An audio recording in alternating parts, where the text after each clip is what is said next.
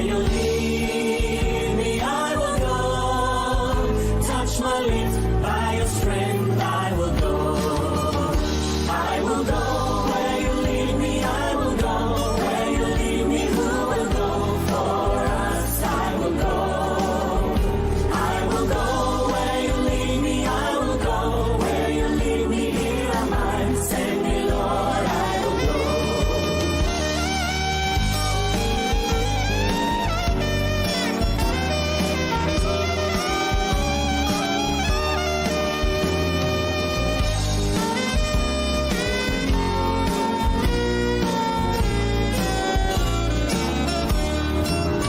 Because my eyes have seen the King, I must tell all the world, worship Him.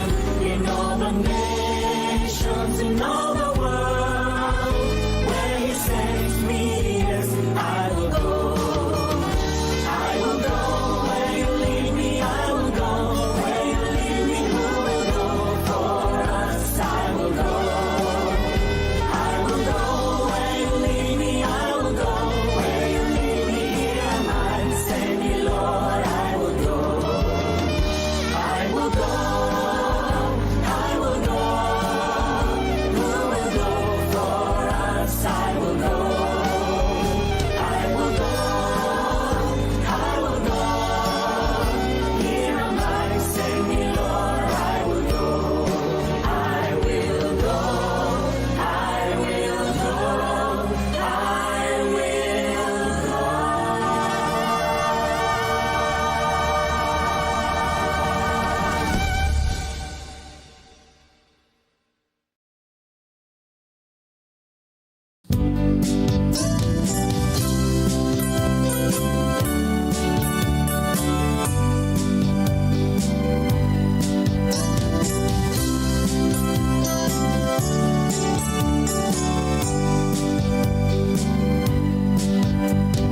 Adam saw Eve, it was love at first sight.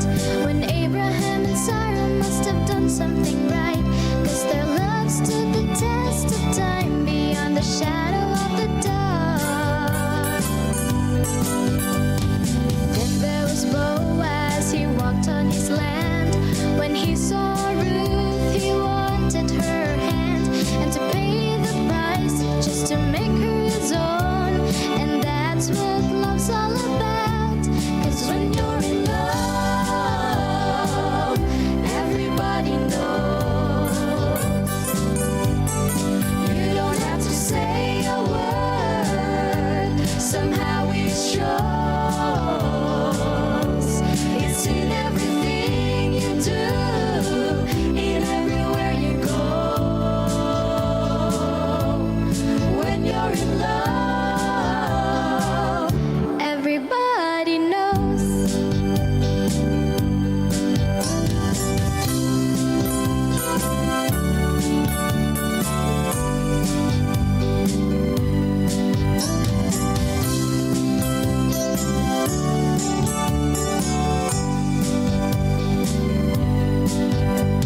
Now down through the years, love stories come and go, but the greatest love story that's ever been told is the picture of a perfect love at the highest price. How a heavenly Father looked down through all time, soul's last words said, I'm gonna make her mine. And He gave us His Son, and He paid the price. And because of His love we have life.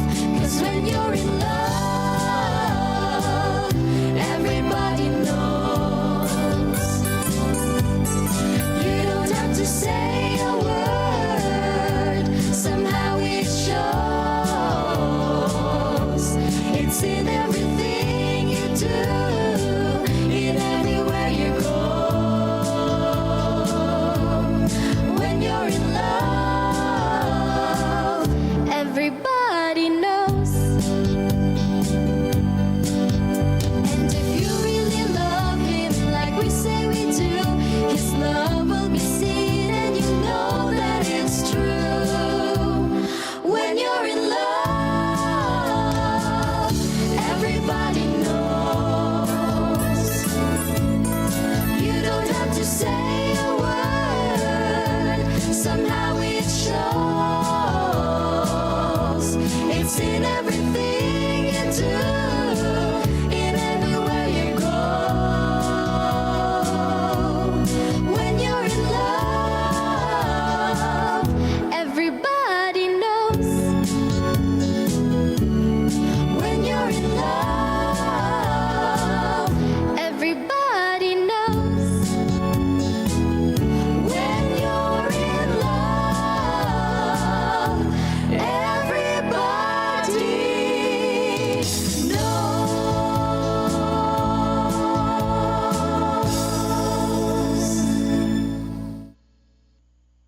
Amen, mga kapatid.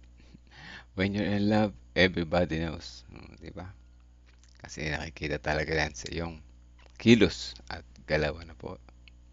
Sige po, good morning po sa atin lahat at patuloy tayong pinagpala ng Panginoon sa umaga nito. Sobrang puyat gabi-gabi. Ang umaga ko nagising pero nakatulog ulit. Nahulit talo ng kaunti ng live, di ba? Ganun pa man ay patuloy tayong pinagpala ng Panginoon. Tayo makakarinig muli ng mga reflections at mga lessons sa umaga nito. At good morning po sa lahat na nandiyan sa live ngayon. Kay Ate Reby, good morning po. Sister Belinda. At kay Sister Vicky, Sister Mildred, Sister Elizabeth, Erese, kay Ate Lorna, at sa lahat ng mga nandiyan sa background. Opo. Opo, sa mga Mari kapatid natin po natin dyan. Maring Jenny. Salamat at nandyan siya. Purihin ng Panginoon. Okay po. So, meron pa po kayong mga takeaway, mga kapatid, reflection sa ating pong napag-aralan kahapon. Yan, totoong napakasaya. Ang pinakamasayang tao yung mga nagbibigay sa mga nangangailangan. Kaya pala, Pastor Jerry, may mga tao na may mga kapatid na hindi mo talaga mapigilan na sila ay magbigay, magkaloob kasi doon sila masaya. Di ba? Nagiging, ano yan, Pastor totoo yan, Pastor Yan yung tinasabi nating nagiging ugali na. Yan na. So kapag ka palagi po may sinasabi po si Sister White sa Sons and Daughters of God na devotional book, na sinasabi po niya doon yung isang bagay na paulit-ulit nating ginagawa, nagiging habit, nagiging karakter na po natin yun. Yan. Kaya po, meron po, mga kapatid, Pastor, meron pong dalawa lang na pwede nating pakainin sa espiritu natin sa loob. Espiritu ng kadamutan at saka espiritu ng mapagbigay. Kapag tayo ay palaging madamot, ang pinakakain natin at pinatataba sa sarili natin ay yung selfishness. Pero pagka gusto nating lumakas ng lumakas at tumaba ng tumaba at makapangyarihan yung espiritu ng liberalidad, ang ipapakain po natin doon ay yung pagbibigay. Yan, yung ugali ng pagbibigay, pag-share. Kaya depende ho sa inyo kung ano ang gusto nyong lumakas. Kung ang gusto natin lumakas ay selfishness, di wag tayo mag-withhold tayo na mag-withhold. Yung hoarding, nag-hoard ng mga pagpapala. Pero pag gusto nating lumakas ay yung pong liberalidad, yung ugali ng pagiging liberalidad, ulit-ulitin po natin ang pagbibigay na mayroong pong pusong nagmamahal at nasasabi po nating tayo ang pinakamasayang taong nabubuhay sa lupa. Yan, mga kapatid. Meron pa ba, Pastor? Baka meron pa silang gusto sabihin. Ayan, comment lang po kayo, mga kapatid. No? Sabi ni Sister Doug, mas mapalad ang nagbibigay kaysa tumatanggap. Wow, mas mapalad. Siyempre, kaya ka nakapagbigay dahil pinagpala ka nga naman ng Panginoon. Di ba? Yeah. Principle pinagbigay. Yes, Pastor. Principle yan ng Acts chapter 20 verse 35 na sa sinulat po ng Apostol Pablo. Higit na mapalad ang nagbibigay kaysa tumatanggap. Yeah. So kaya po ang ating Panginoong Jesus, ang ating Panginoong Diyos, ang unang nagbigay sa atin. No? At ang unang binigay niya ang utong na anak pag tayo ay maligtas. So laging natin tatandaan, masaya pala na gawin ng ating Panginoong Diyos. Masaya ang Panginoon na ibinigay niya yung kaligtasan sa atin, yung kanyang sariling buhay. Yeah. Sabi pa dito ni Sister Net Lazaro, the highest honor and the greatest joy is to please God. And how to please God? We please God through our Christian living and through our practical resources, whether it is small or big. Ayan. Sabi po dito ni Sister De La Peñate sa Facebook po, doon po tayo sa espiritu ng pagbibigay lagi. Yung, no? Doon tayo sa espiritu ng pagbibigay. Kasi nga naman dapat gutumin natin yung pagiging madamot, ano? Para hindi na natin magawa yun. At lagi nating pakainin yung espiritu na mapagbigay. Kaya po mga kapatid, salamat po sa inyo pong mga comment. So meron pa po ba kayong mga take away o mga share niyo po? Meron akong isi-share, Pastor eh. Sige po, Mr. Jerry. Practical po ito eh. May nabasa ako sa Facebook. Ito ho ay galing sa aking bilas ba ang tawag doon? Yung asawa ng aking kapatid na si Brother Edgar. May picture pa, no? Siguro papahintulutan naman niya akong i-share ko ito sa inyo mga kapatid. Ito sabi niya, no? Nakikita niyo po ba?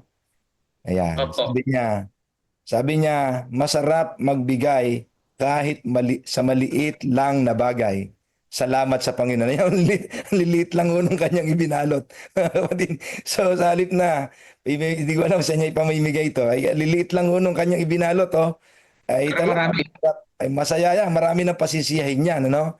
Maliit lang. So mayroong iba mga kapatid ay kahapon ay nagkaroon sila ng opportunity na magbalot ng tigo 100, nagbalot ng tig 200, nagbalot ng tig 300 para ibigay sa kanilang kapwa. Ay iba ho ang pakiramdam. Masaya po talaga mga kapatid.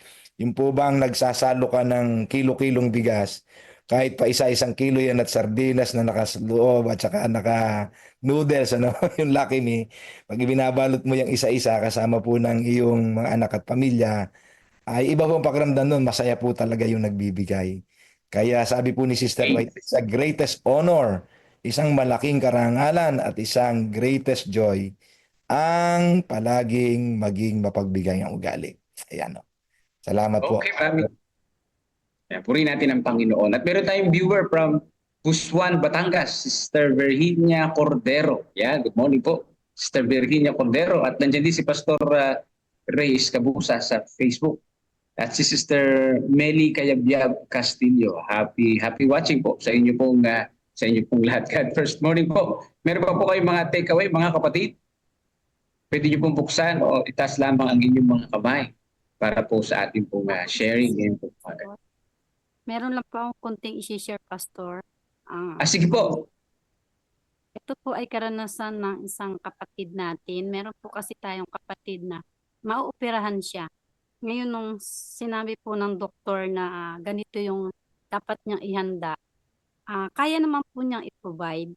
Pero nung ipinayuhan po siya ng kanyang private doctor na sa provincial ka na lang magpa-opera kasi magagaling ang mga doktor doon. In short, doon po siya nagpa-opera. Alam niyo mga kapatid, naging successful po yung kanyang operasyon. At hindi siya nakagastos nung sinasabi ng doktor. Ang nakakatuwa po dito sa kapatid, nung kami po ay lalabas ng hospital, talagang nagbigay siya doon sa pasyente na kasama namin sa room. Kasi sabi niya, ibinigay ng Panginoon ito, i-share natin. After po namin makalabas mga kapatid, ito pong nung siya po mula nung naoperahan, yung hindi po niya na ibayad sa doktor, ay talaga pong i-share niya ito sa mga gawain sa ating pong church. Hanggang sa ngayong nag-December, talaga pong nakakatuwa yung kanyang espiritu, no? Sabi niya, binibigay ng Panginoon sa iyo na hindi mo naman nagamit para sa iyo, ay i-share natin. Nakakatuwa ang mga isipan, mga kapatid. At ako po bilang isang pulpultor, hindi man po ako naging masigasig sa pag-abot ng mga goal, pero naranasan ko din po mga kapatid yung double tithing. Yung lahat po ng, siyempre tayo mga pulpultor, hindi naman yan lagi tayong nabibigyan ng Recording task. in progress. Pero pag ako po ay nakakasingil mga kapatid, tithes and offering po ay dino-double tithing. Napakasarap po, Pastor. Yung talagang nararamdaman mo na hindi ka talaga pinagkukulang ng Panginoon. Sapat ang ibinibigay sa iyo, pero hindi ko po naranasan na pinagkulang. hanggang sa mga panahon na ito. Yun Ayan. lamang pakasarap na i-share. Thank you po. Amen, Amen. Sister Lita. Salamat po. Ganda. Meron din po tayo sa FB, ang sabi dito, ayan, sabi po dito ni Sister Jocelyn Kahobe, Eder. Masaya po ang pagbibigay sa mga taong iniisip mo na hindi ka magagantihan sa mga bagay na ibinigay mo sa kanila. O, kundi ang word na maraming salamat ay sapat na. Ayan, okay po, no? Sabi rin po ni Sister De La Peña Tess, ang madamot, laging nayayamot. Mukha niya ay madaling kukulubot. Ayan, sabi po ni Sister De La Peña Tess. Salamat po, no? At totoo po, no? Tayo ay masaya na magbigay sa mga hindi alam natin hindi tayo magagantihan. Minsan parang selfish din ang pagbibigay, Pastor Jerry, ano? Magbibigay ka dun sa alam mong may balik na mas malaki. Ano? Ganun nagbibigay. Nagbibigay na ganun. Bibigyan ko ito. Kasi alam ko na sa susunod, ililibre niya ako na mas malaki. Naalala ko niyan eh. Nilibre kami ng gulaman. Yung palamig ba do sa kalye. Tag 10 piso. Aba nung nakadaan kami ng Jollibee, libre daw namin siya ng float kasi nilibre daw niya kami nung palamig. So may mga ganun tao na nanlilibre sila o nagbibigay sila doon sa mga tao alam nilang magagantihan nila. Pero mas masaya pala na magbigay doon sa alam mo mga tao na hindi na sa iyo makakapagbalik, no? Pastor Jerry, no? Yeah, Huwag natin magbibigay. Ang Panginoon magaganti sa atin. Yeah, may Ayun. sinasabi si Jesus dyan, yung prinsipyo na yan ay sinabi mismo ni Jesus, tinanggap na ninyo ang sa inyo'y ganti. Ayan. Magkaganon. No? So yung mga ganyan ng ugali ay ganggantimpala po ninyo dito na lang sa lupa. Dun sa langit wala. Opo. Ayun na. Okay po. Sino ba po mga kapatid? Sa mga kapatid natin na sa Facebook, kung gusto rin po natin marinig ang inyo po mga boses, tayo po ay mag-register para po maka-join tayo dito sa Zoom platform. So kunin niyo po sa mga link sa inyo po mga district pastor o kaya i-PM niyo po kami para ibigay po namin yung link at kayo po ay makapag-register. At para po marinig din po ang inyo po mga boses sa ating pong reflection, Pastor Jerry. Yeah, at saka Pastor, baka meron silang gustong itanong, yung nakaraang mga topics natin ay pwede po nilang i-chat, sulat din po nila sa comment section ng ating live stream. Dito rin po sa ating platform ng Zoom, pwede po ninyong gamitin yung chat box dyan at ibigay po niyo yung tanong, mga kapatid. Nire-record po namin ang lahat ng mga questions para humabigyan po natin ng pansin na sagutin. Mga kapatid, ito ho ay napaka-importante sa ating pong panahon ngayon. Matatapos na ho ang taon, this season of giving, magkaroon po sana tayo ng pagkakataon in many ways ay ating magamit ang mga tinanggap na mga pagpapala galing sa Panginoon. Yung pong maliit at malaki, sabi nga po ni Sister Nitz, at paulit-ulit po yan sinasabi ni Sister White, sa maliit at malaki na ating pinagkukunan na ipinagkatiwala ng Diyos ay tama sana nating magamit. Hindi para i-feed ang ating selfishness, kundi maging opportunity ito na maging kaugali tayo ng manlalalang natin. Unselfish and self-sacrificial in benevolence. So yung mga kapatid, ito'y opportunity, yung mga pagpapalang ibinibigay ng Diyos, maliit at malaki, ay pagkakataon para sa atin na ginagamit ng Diyos para mahubog ang ating karakter na katulad ng karakter ng langit. And the character of heaven is liberality. Amen.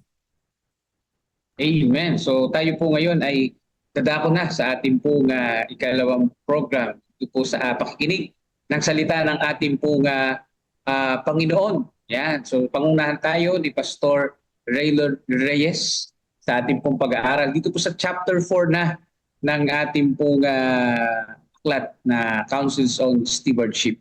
At ngayon po, tayo po mapapakinggan po natin yung ating pong introduction. At pagkatapos po na ng ating opening prayer ay si Sister Joy Esteves. Ayan, yun po si Joy Esteves. Siya po ang ating opening prayer mamaya. So pakinggan na po natin ang ating pong intro at yung pong ating COP video.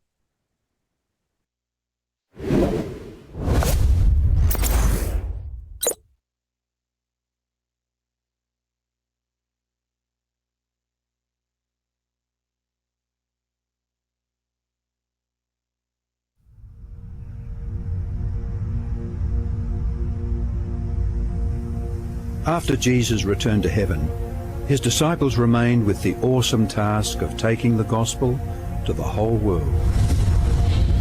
Filled with the Holy Spirit, these men and women proclaimed the message they had received with boldness and power, reaching out to all corners of the then known world. But it was not without great opposition, first from the Jews, then from the Roman state. Many Christians were faithful to the point of death, suffering torture and humiliation from cheering onlookers at the Circus Maximus and Colosseum in Rome and throughout the empire. However, the blood of the martyrs only paved the way for the further spread of the gospel. After years of persecution by the Roman emperors, one of them, Constantine, professed conversion to Christianity in 312 AD. Now Christianity became popular, but it resulted in many pagan practices and symbols entering the church, particularly in Rome. The Bishop of Rome assumed more and more power and authority and began to oppose and oppress all who recognized Jesus alone as the head of the church and who accepted the Bible alone as the supreme authority. To escape this increasing persecution, God's true people withdrew to the wilderness areas of Europe. In northern Italy, the Waldenses took refuge in the mountains. While many were slain, the light continued to shine in the darkness. God was still in control, and he began to raise up men like Wycliffe, Huss, Tyndale, Luther, Calvin and Zwingli to stand for his truth. They stood for the Bible alone, faith alone, and Christ alone. In 1798, in fulfillment of Bible prophecy in the book of Daniel, the religious and political supremacy of the Roman Church was temporarily reduced when General Berthier removed Pope Pius VI from his throne. Consequently, in the decades that followed, there arose a great awakening of interest in the prophecies of Daniel, and many were convinced Jesus was soon to return. In the United States, the Baptist preacher William Miller was joined by hundreds of other preachers in their expectation of the return of Jesus in 1844. However, when Christ did not return in 1844, further Bible study led a small group to discover that Christ's ministry in the heavenly sanctuary was an explanation for their great disappointment. They discovered that the Bible taught that the seventh day was the Sabbath that Jesus had set aside for his people. Slowly they came to understand that their mission was to preach the three angels' messages of Revelation 14. Their goal as Seventh-day Adventists was to preach with power the everlasting gospel and to prepare the world for Christ's return. More than 160 years have now passed, years that have brought 2 world wars, numerous military campaigns, financial depression, the rise of atheism and secularism, as well as a booming world population, with natural disasters increasing in frequency and intensity. Today, the Church's mission and message is more relevant and urgent than ever in its history. Jesus is coming soon, and the world must be warned. Prepare to meet your God.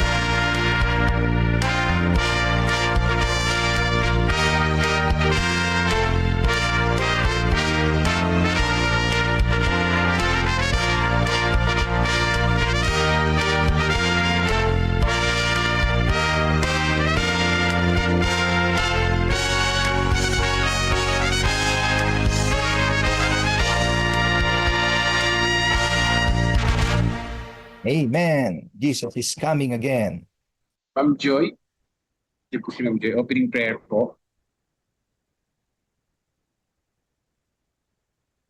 Parang wala siya, Pastor.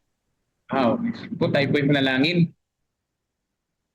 Dakilang Diyos na siyang aming tagapagligtas, sa umaga po na ito ay kami po'y patuloy na sumasamba sa inyo at amin pong idinadalangin ang aming pong pag-aaral dito po sa chapter 4. Inyo po nawang igawad sa amin ang karunungan na nagmumula sa inyo at amin pong dalangin ang aming tagapagsalita si Pastor Raylord Reyes.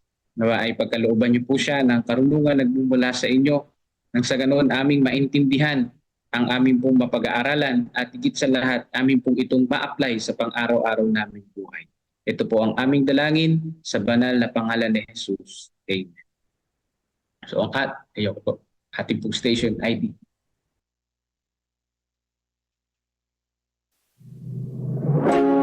Kapag minsan nating pinili na maging tagasunod ni Jesucristo, ang pagiging katiwala ay hindi na isang pagpipilian.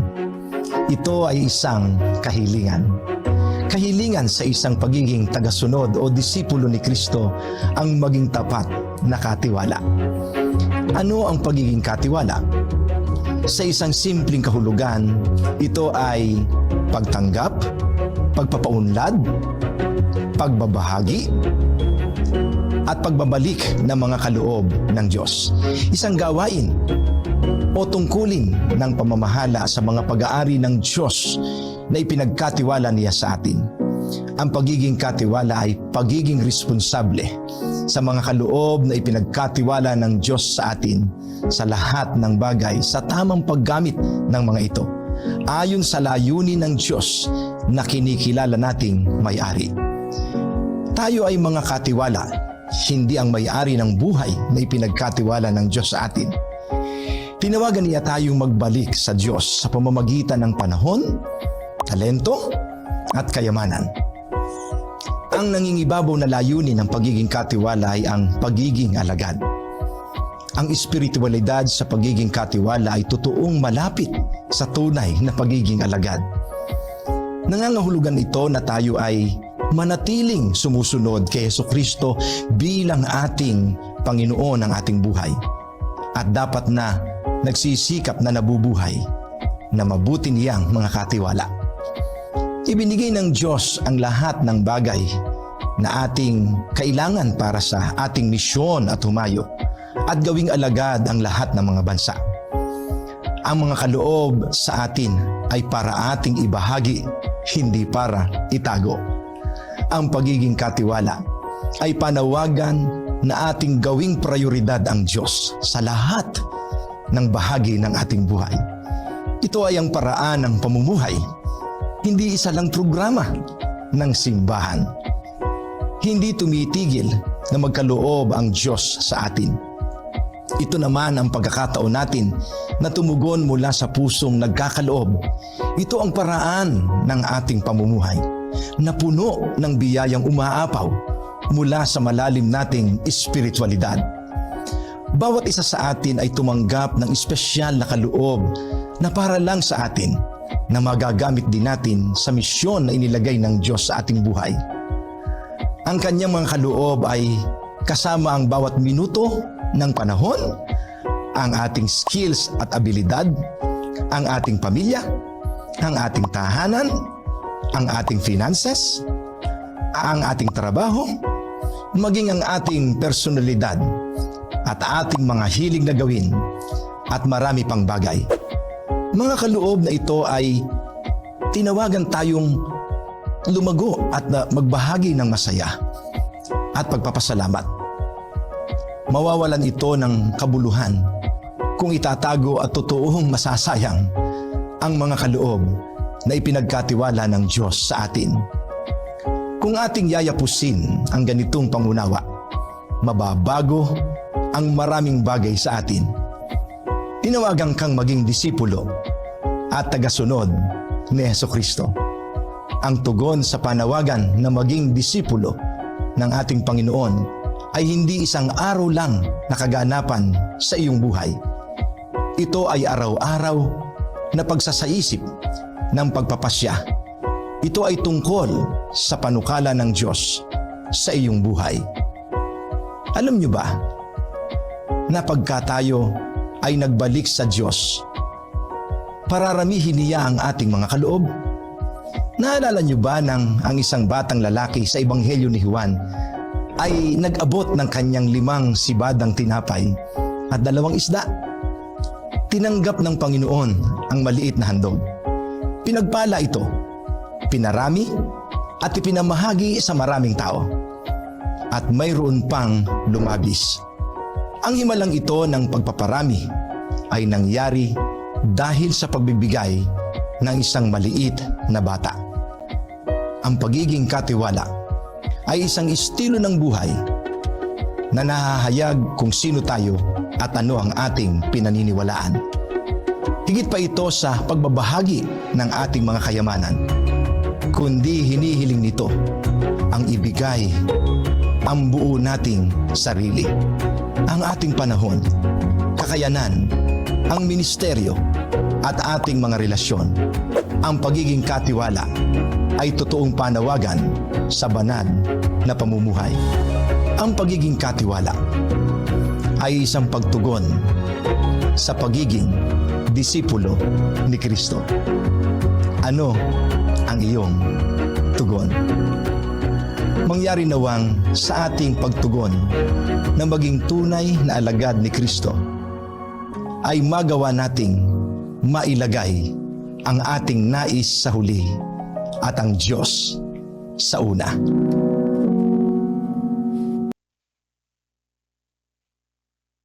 Yan. So ngayon po ay ating mapapakinggan ang ating pong tagapagsalita, ang ating Executive Secretary ng Central Zone Provinces Mission, Pastor Raylord Reyes.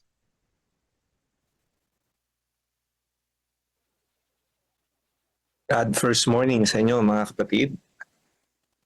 Magandang umaga po.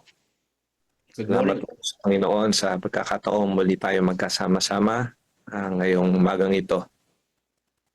Ang bawat magandang kwento po sa Biblia o kaya naman ay sa ating lipunan ay kinapapalooban ng isang bida at kontrabida, a hero and a villain. So ang isang pelikula o isang kwento ay maganda dahil merong bida at merong kontrabida. Tayo po ay namumuhay sa mundo na komplikado dahil hindi lang po lahat ng bida ang nagpapaganda ng kwento. Kahit yung mga kontrabida. In fact, dahil sa ang mundo natin ay bat-bat na ng kasalanan, kahit yung mga bida ay minsan ay nagkakaroon ng twist.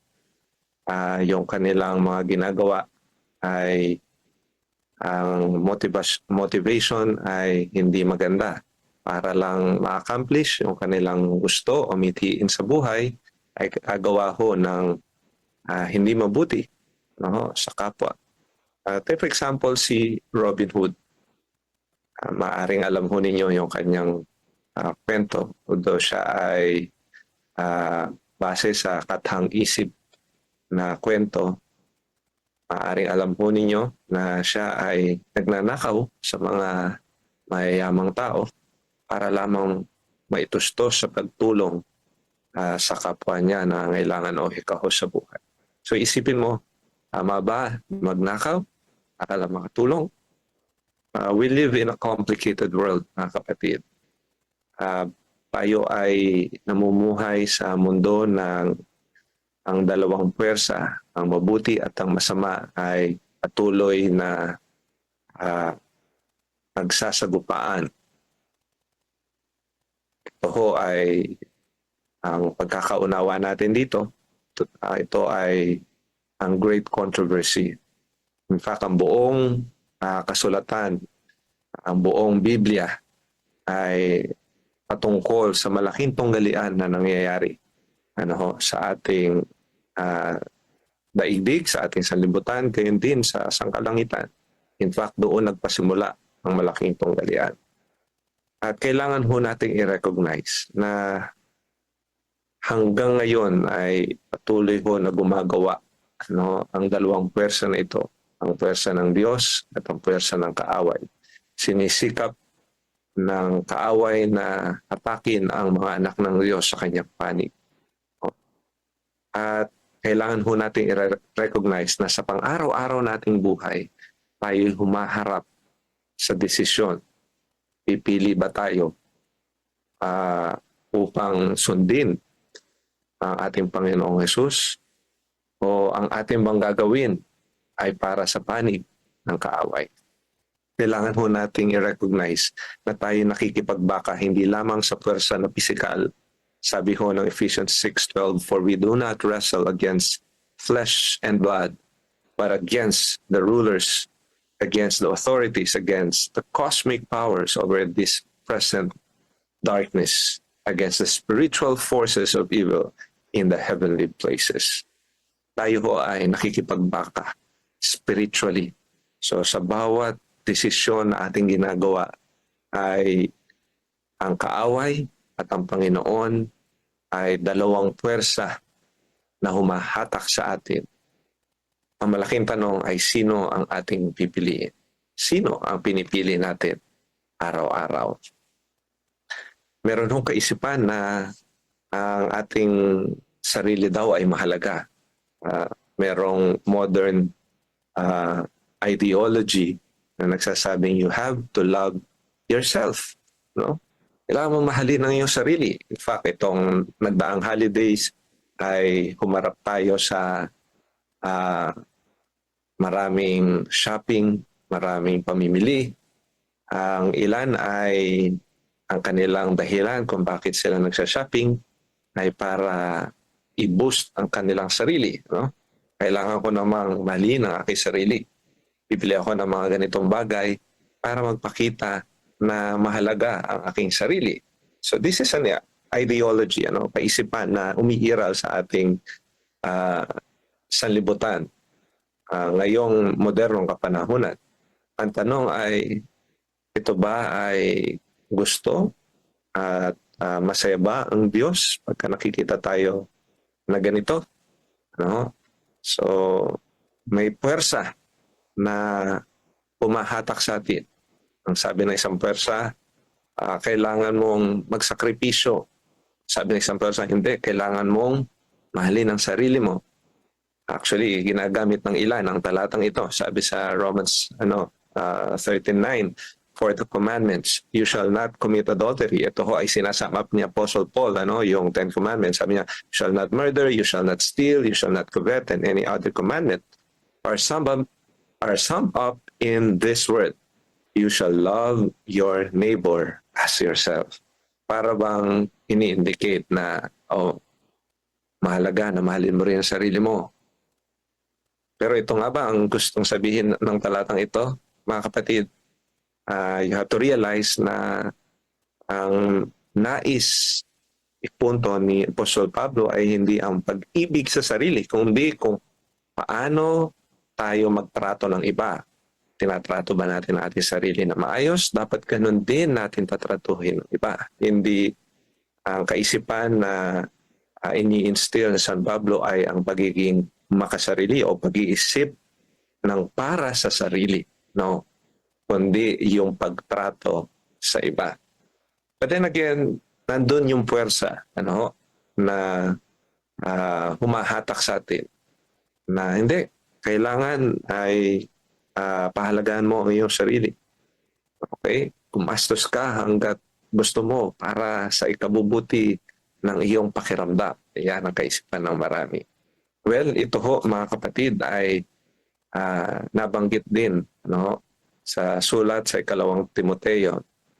Ang sabi ho, in the last days, sa huling kapanahunan, people will be lovers of self, lovers of money, proud, arrogant, abusive. So ito ho ay paraphrase na, without self-control, swollen with conceit, lovers of pleasure rather than lovers of God.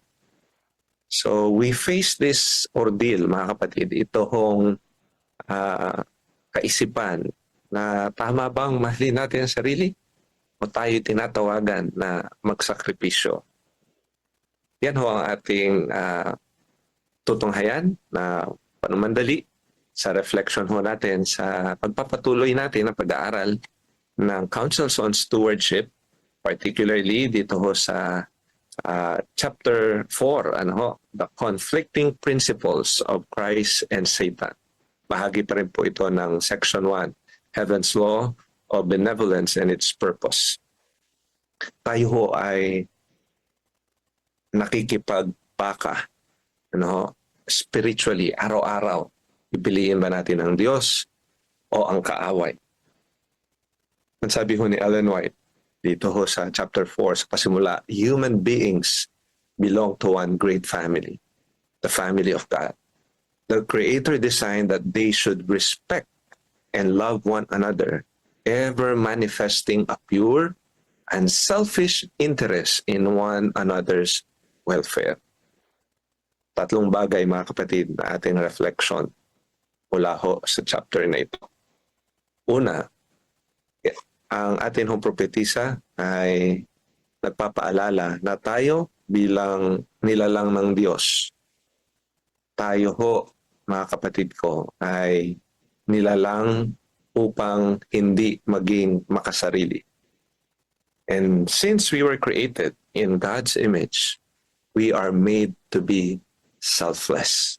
Sabi ho ni Ellen White, the Creator designed that they should respect tayo, ito hong pamilya ng Diyos, ang iglesia, ang bawat isa sa atin. No? We were designed that we should respect and love one another, ever manifesting a pure and selfish interest in one another's welfare. Ang ating iisipin hindi ang ating sarili, kundi ang kapakanan ng iba. Kung paano kakatulong sa iba, kung paano may paparating o mabuting balita sa iba. We are created in God's image and therefore we were made to be selfless. Sa pagpapatuloy, sabi ho ni Ellen White, but Satan's aim has been to lead men to self first. Ito ho, alam ho natin ang kasaysayan, kung paano nagpasimula ang great controversy, ang malaking tunggalian sa langit sa pamagitan ho ni Lucifer. Ito ho'y patuloy niyang ginagawa. Hindi lamang ho nagpasimula at nagtapos dun sa langit hanggang ngayon. Satan's aim has been to lead men to self first and yielding themselves to his control. And they have developed a selfishness that has filled the world with misery and strife, setting human beings at variance with one another. Over the course of history, mga minamahal kong kapatid, mga kaibigan, ang tao ay nakikipagbaka sa kanyang sarili. Susundin niya ba ang kanyang sarili? Iisipin niya ba ang kapakanan ng kanyang sarili o ang kapakanan ng iba? So there's always that struggle, mga kapatid. Ang mga iba't ibang kaharian sa atin o kasaysayan, tunay kung paano napanagumpayan ang kasakiman o kaya na may pinagpanagumpayan ng kasakiman ang kanilang mga sarili. So ito ho'y nagpapaunawa sa atin because Satan is at work. Selfishness becomes an option. Nilalang ho tayo ng Panginoon, mga kapatid ko, na selfless in nature. But because sin entered our world, selfishness now became an option. Yung pagiging makasarili. Dati ho, wala man tayong iniisip ang disenyo ng Panginoon sa kanyang mga nilalang, panahon ni Eva at Adan, ay para maging selfless, hindi iniisip ang kanilang sarili.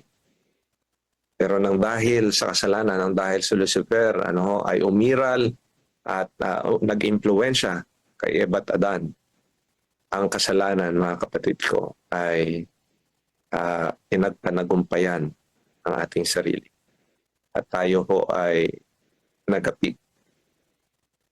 At ang pagiging makasarili, ang pag-iisip tungkol lamang sa sarili, ay naging option. Bahagi na ng ating pagpipilian. Pwede naman pala akong isipin ko ang sarili ko muna. merong gawain, merong malaking pangangaral na kailangan suportahan. No? Marami pa akong pangangailangan. Ang pamilya ko nga, ito ang pangangailangan. Hindi ho ibig sabihin na ayaw ng Diyos na maayos ang kapalagayan ng ating mga mahal sa buhay. Oo, naniniwala na gusto ng Diyos na bumuti ang ating kalagayan. Ano ho? Pero tayo'y unang tinatawagan. Ano ho? Ibinabalik tayo doon sa ating unang disenyo sa likas ng Panginoon. At ito ay ang pagiging selfless. Ang hindi iniisip muna ang sarili kundi ang kapakanan ng iba. Sabi ho ni Ellen White, selfishness is the essence of depravity, and because human beings have yielded to its power, the opposite of allegiance to God is seen in the world today. Nations, families, and individuals are filled with a desire to make self a center. Man longs to rule over his fellow men. Dahil ho sa pagiging makasarili. Ano ho? Kasi yung pagiging makasarili, yan ho ay dulot ng parang laging kakulangan. Ano? Para tayong laging kulang. Parang pinagkukulang tayo ng Diyos. So talagang isipin mo ang sarili mo lang kapag ang tingin mo laging kulang. Okay? Mga kapatid, dito ho pumapasok yung katuruan na tayo ho ay ibinabalik sa pagtitiwala sa Diyos dahil nilalang tayo ng Diyos. Dahil ang Diyos ang gumawa sa atin, siya rin ang magpupuno ng ating mga pangangailangan. At dahil ho merong kaisipan na kulang, pagka minsan ay natutokso ho tayo, unahin yung ating sarili at hindi yung para sa Diyos. Selfishness, sabi ni Ms. White, has brought discord into the church, filling it with unholy ambition. Wow. Selfishness destroys Christ-likeness, filling man with self-love. Ito ho yung binabanggit ko sa inyo kanina. Na parang, hindi naman masama na isipin at mahalin ang sarili. Okay? It leads to continual departure from righteousness. Papalayo ho tayo ng papalayo sa katuwiran. The more we think of ourselves. Mga kapatid, kaya ho ang sabi ng Panginoon sa kanyang mga alagad at doon sa mga taong gustong sumunod sa kanya, gusto niyo ako sundin? Sige, pasanin ninyo ang inyong mga krus. So, to follow God means to sacrifice, mga kapatid. To follow God is to think not of self. Naalala ko yung isang kasaysayan sa Bagong Tipan. Lalakad ang ating Panginoon, tapos may mga ilang alagad. Although hindi binanggit yung mga pangalan, sabi nung isa, susunod ako sa iyo. Kaya ang sagot ng Panginoon, susunod ka. Yung mga sora nga sa langit, meron silang kinahihiligan ng ulo. Ibig sabihin, meron silang tirahan. Pero ang anak ng tao, wala. Susundan mo ko. Okay, kaya mo bang magsakripisyo? Kaya mo bang i-prioritize yung para sa akin kaysa yung para sa iyo? And then, ang sabi ho nung isa, susundin kita. Pero bayaan mo muna akong ilibing ko yung aking ama. Sabi ho ng Diyos, bayaan mong ilibing na mapatay, ang kanilang mga sarili mapatay. Para iniisip mo, parang napaka-heartless naman ng Panginoong Jesus, no, mga kapatid. That conversation was about prioritizing God. Kung sinusunod natin ang Panginoon, una pa siya sa ating buhay is God always first in our lives. And then sabi nung isa, susunod ako sa iyo. Pero hayaan mo muna umuwi ako. Paalam ako sa aking mga magulang. Sabi ko ng Panginoon, walang sino man na nag-aararo, nakatalikod, nakalingon sa likod. So when we follow God, when we choose to follow God, mga kapatid ko, we don't think of ourselves alone. Yes, we are important in the sight of God. But since we were created in the image of God and Christ Himself is selfless, mga kapatid, we are therefore, mga kapatid, being transformed in the likeness of God. And that is being selfless. Ito ho ang magandang balita. Sabi ni Ellen White, Christ came to this world to reveal the love of God. His followers are to continue the work He began. Let us strive to help and strengthen one another. Seeking the good of others is the way in which true happiness can be found. So ang last reflection natin, mga kapatid, is God poured His love to us. Now, selflessness can win our hearts. Una ho, ay since we were created in the image of God, we have, that nature, that tendency to be selfless. We were created to be selfless. But sin entered the world. Satan continued to work, and that is why selfishness became an option. But the good news is, mga kapatid, God poured His love to us so that selflessness can win our hearts. Ipinakita ng Panginoon, God who don't deserve, to walk in the way that we walk, to live the way that we live, kapatid, and to die as we were supposed to die, mga kapatid, para lang maipakita sa atin kung gaano niya tayo kamahal. At inaanyayahan niya rin ho tayo, mga kapatid. Man does not work against his own interest by loving God and his fellow man.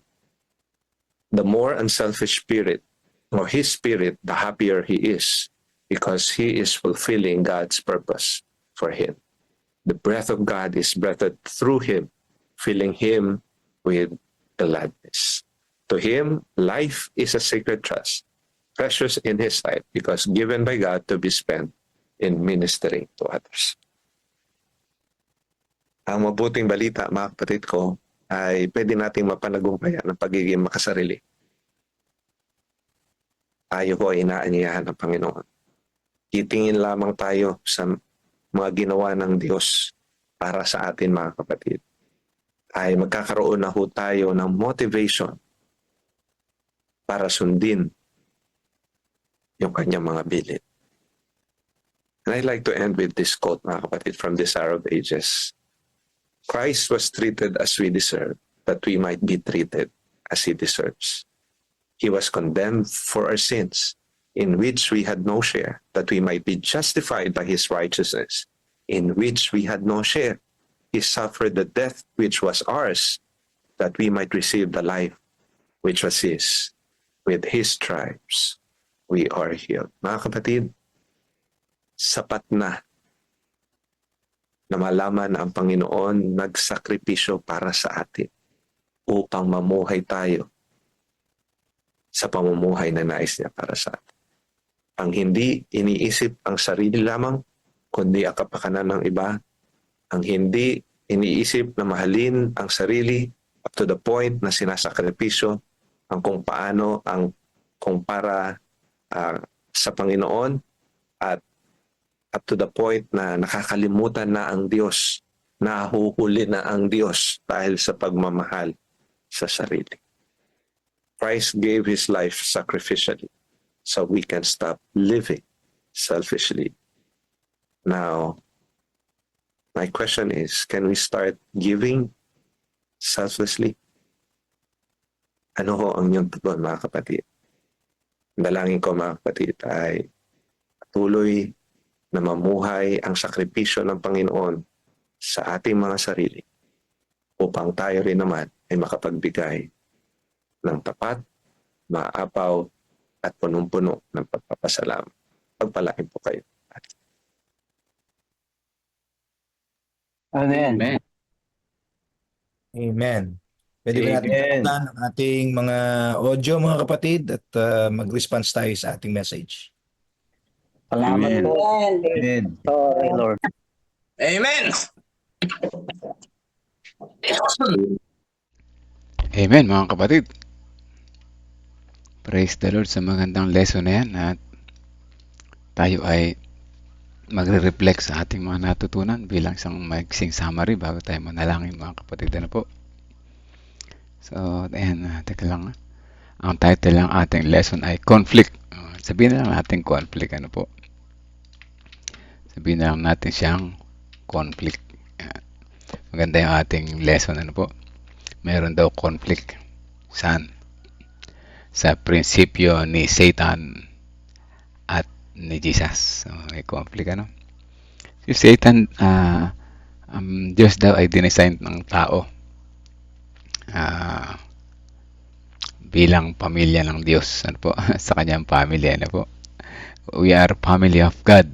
Ganda, no? We are family of God. I'm so glad I'm a part of the family of God. Diba? Na kung saan tayo ay mapapakita ng love, respeto, unselfish concern for each other. Ano po? Ang ganda ng design sa atin, mga kapatid. Doon pa lang sa una, love, maganda na. No? May respeto, maganda na rin. Maganda rin, ano?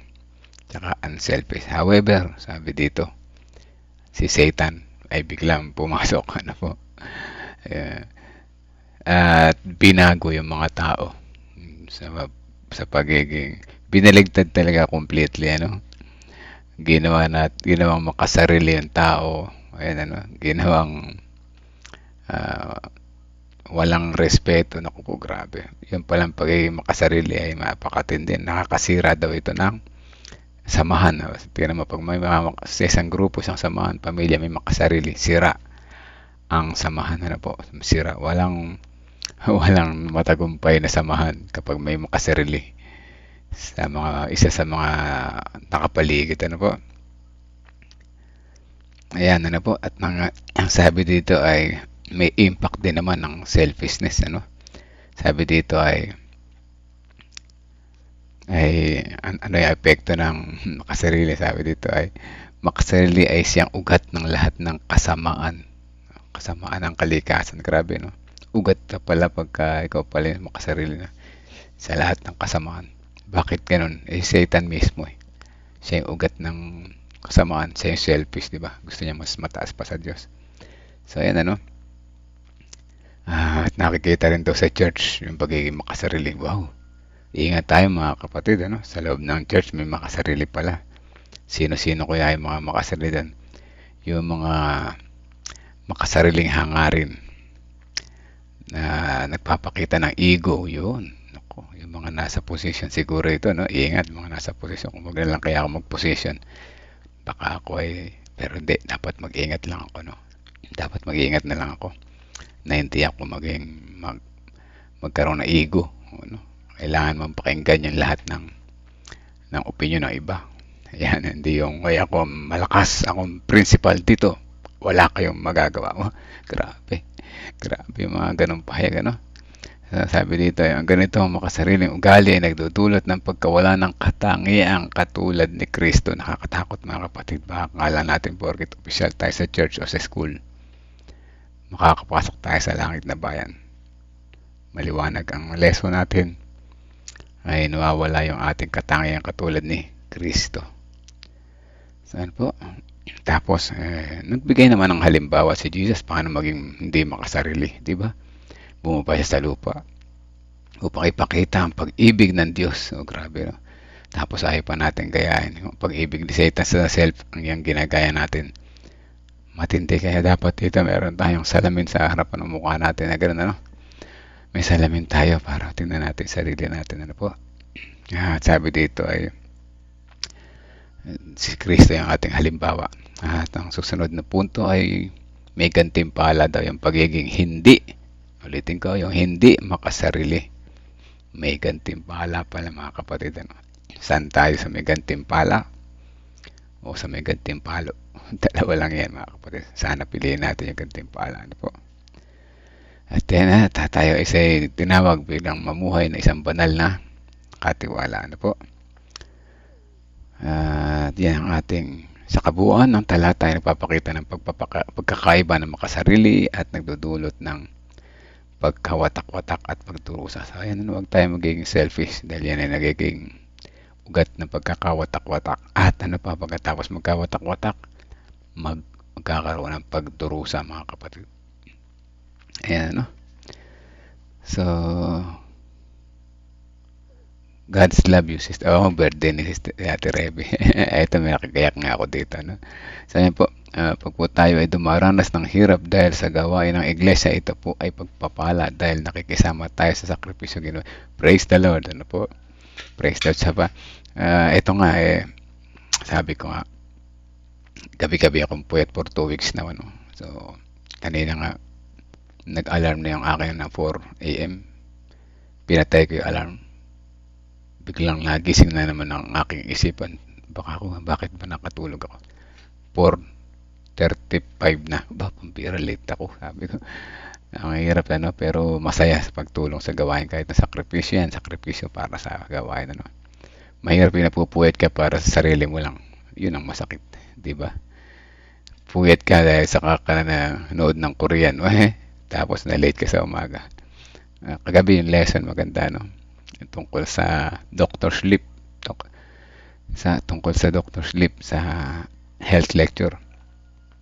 At sabi doon ay kailangan mong, para maging regular yung tulog mo, kailangan ka mag-set ng time clock mo. Anong oras ka matutulog, anong oras ka gigising. Dapat ganun, regular yung continuous. Isang magandang alarm clock, mga kapatid, yung pag-attend sa devotional sa umaga. Gigising ka talaga ng ganong oras, di ba? Dahil gusto mong umattend ng devotional, gusto mong makasama si Jesus at makapanalangin kasama ang lahat at si Jesus, ano? So, yun ang isang magandang motivation. Gigising ako ng alas 4 ng umaga kasi may devotional kami. Di ba? Di ba? So, ayan, ano? Brad, sama mo sa prayer ang kaibigan ni Eliseo na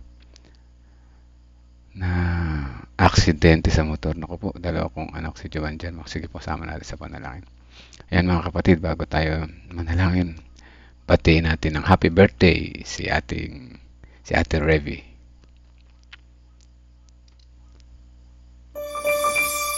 Happy birthday to you. Happy birthday to you. Happy birthday. Happy birthday. Happy birthday to you. Happy birthday to you. Happy birthday to you. Happy birthday, happy birthday, happy birthday to you. Happy birthday. Ayan, happy birthday po Ate Revy. Meron palang chat dito sa si Ate Revy gawing taas ng konti. May pasasalamat para sa kanyang birthday. Ano po? Ayan, happy birthday po. At yan ang iyong prayer request. Sige, panalangin natin yan. Magandang prayer request na magkaroon ng mapaglingkuran ng ating Panginoon sa kapwa at kapwa in good health. Very good, ano po. Dapat makapaglingkod tayo bang good ang health natin, ano po. Tayo manalangin mga kapatid.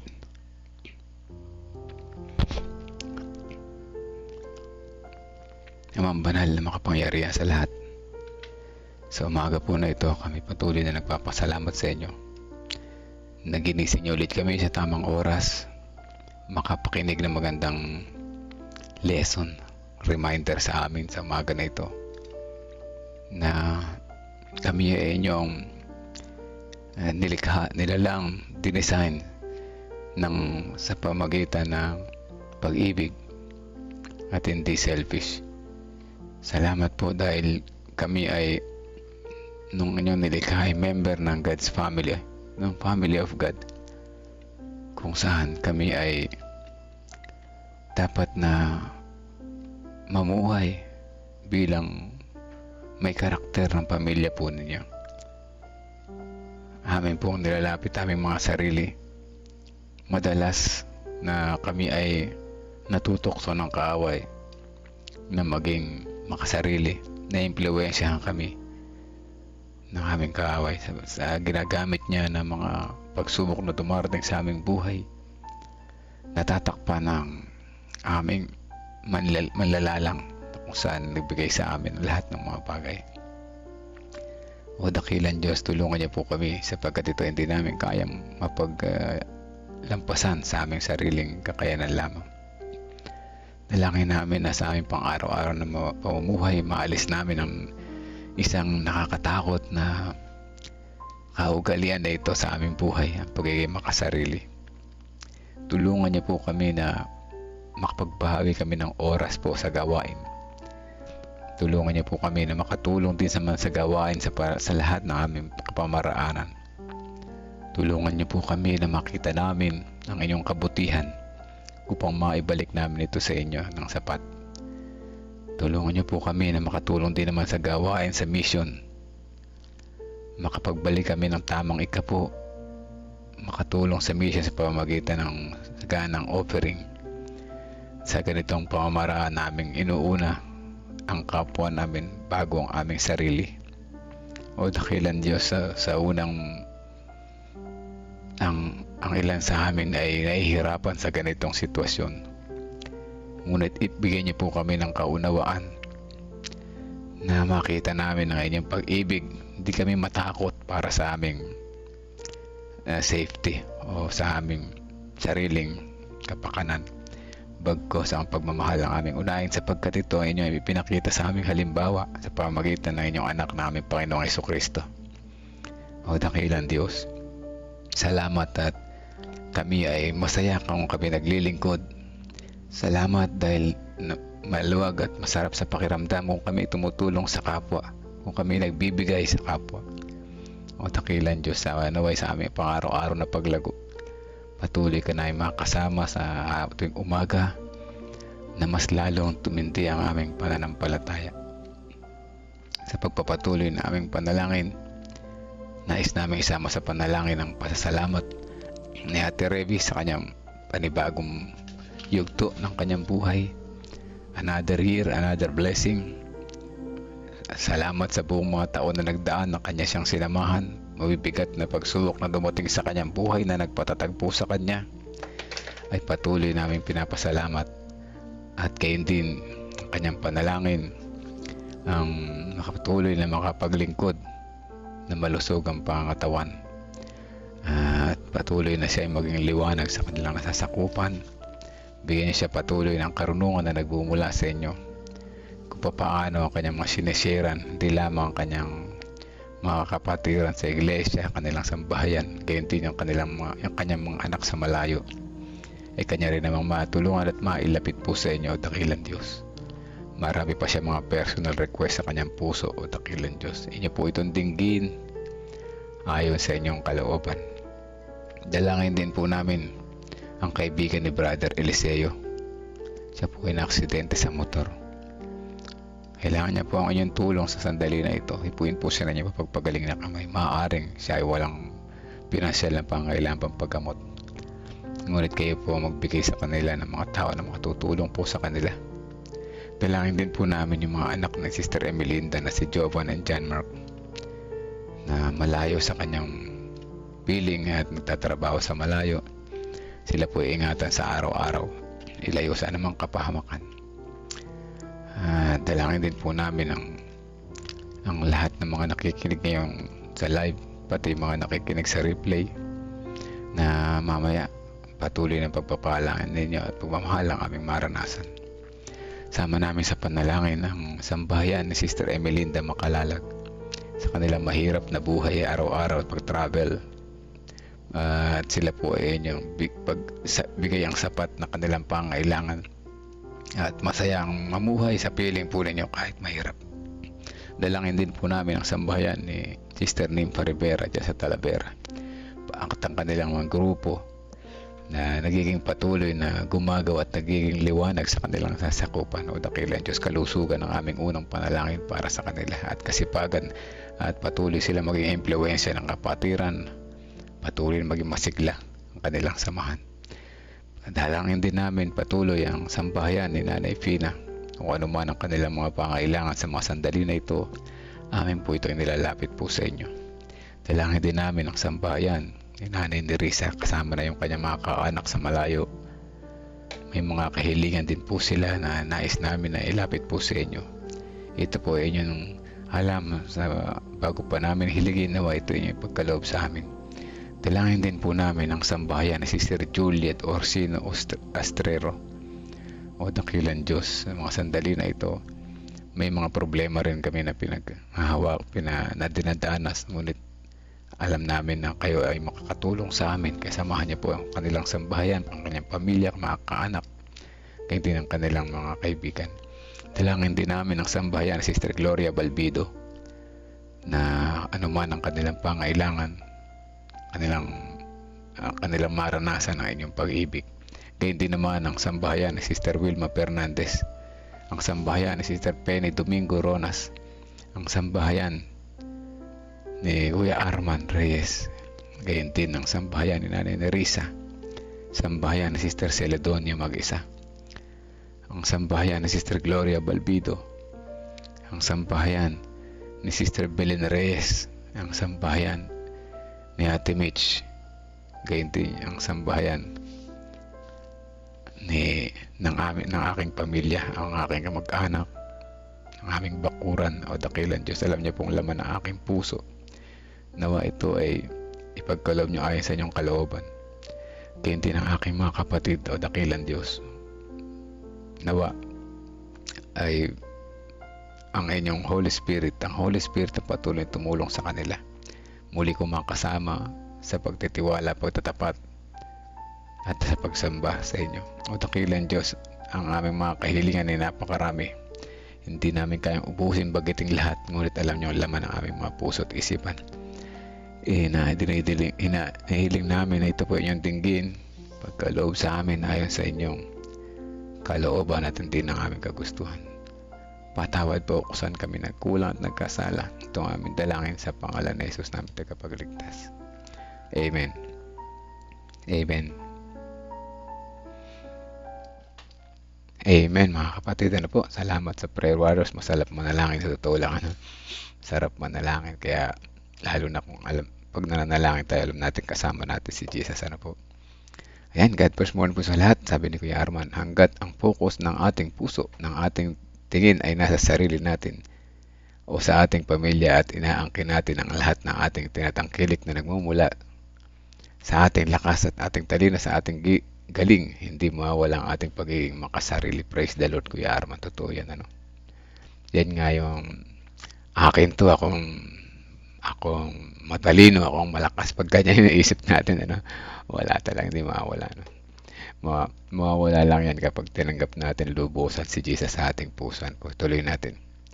Dahil iyon ang likas ng bawat tao. Ayan mga kapatid, warning yan, ano, Kuya Arman? May warning sa atin, ano? Minsan kasi ang nagiging biktima ng pagiging makasarili, yan yung mga successful, yan yung matatawag natin na mas matataas na katungkulan, mga ganun, ano. Kaya halimbawa sa church, halimbawa sa gobyerno, marami mga ganyan. Pero pag tinan mo, pag mahirap lang yung tao, mababa lang yung kanyang pamumuhay, minsan madalas makikita mo hindi siya makasarili, ano, madalas. Pero hindi naman lahat, meron pa rin naman mababa na nga makasarili pa, kaya hindi lumago, di ba? Tuloy natin, malibang kilalanin natin ang buhay natin at lahat ng ating tinatangkilik ay galing sa pagpapala at biyaya ng ating Panginoon. Napaka nakakayak mga kapatid. Hindi natin mawawala ang ating selfishness. Kilalanin natin kung anong meron tayo galing sa Panginoon, di ba? Una-una yung buhay na binigay ng Panginoon. Alam niyo, pag kinuha ng Panginoon, mabilis lang lilipad yung hininga sa langit, sa kalawakan, at masama na sa hangin. Sasama na sa hangin. So, dapat ay isip-isip din, sabi nga, no? So, yan. Sa mga hindi ko na banggit kanina, magandang umaga po sa lahat. Kay Sister Sweetie, nasa background na nakikinig at kasama po kayo sa prayers. Sister Rose Cris Encarnado, gayon din. At ang oras ay 5:57 at magandang umaga sa atin lahat. At hanggang bukas po muli mga kapatid. I-set natin yung alarm clock sa ating isipan, ano po, na tayo gigising ng maaga para tayo ay makisama sa panalangin at devotional, matuto, ano po. Ngayon ang dating viewer ay standard 16. Yung iba siguro, iba siguro na puyat. Ano po? Okay, ganun pa man. May reply naman. Sabi nga no, isa nag-chat sa akin. Kuya, may reply naman sa reply ako manood kasi nalilate ako ng gising. Ano po? O yan. Salamat sa pakikinig at sa Panginoon natutuwa sa atin. Pag tayo ay nakikidevotion sa Kanya. God bless po mga kapatid sa ating lahat. At muli, happy birthday Ate Revy. At pagpalain tayo ng Panginoon.